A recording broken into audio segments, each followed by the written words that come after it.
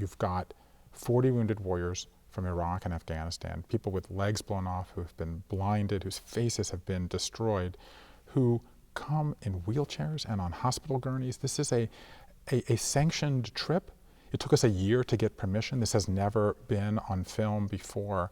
And I think that the first thing that people want to know is, are they seeking a miracle? Because Lourdes is a place of miracles. And I think that maybe a handful of them maybe held out that hope against hope, if you will, but far more what they were looking for was healing of some kind, a sort of physical act that allowed them to ask the emotional question.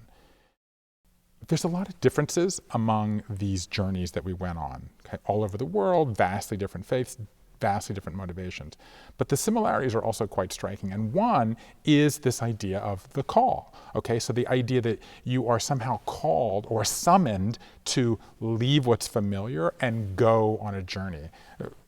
Abraham doing this in Genesis 11, leave your native land and go off to this place I'm going to show you, and I'm not even going to tell you where it is. So for a lot of these people, there is this call long before they know where they're going or the logistics of how to get there.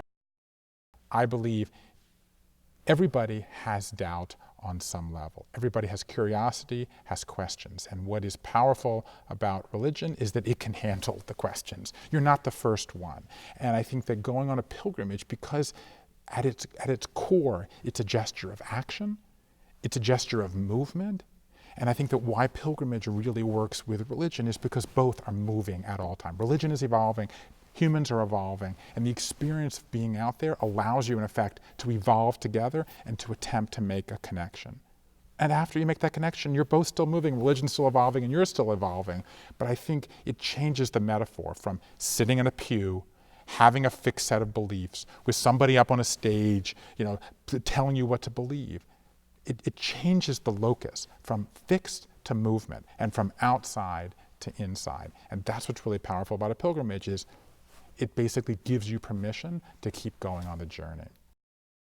One of the powers of a pilgrimage is that people have gone on the journey before you.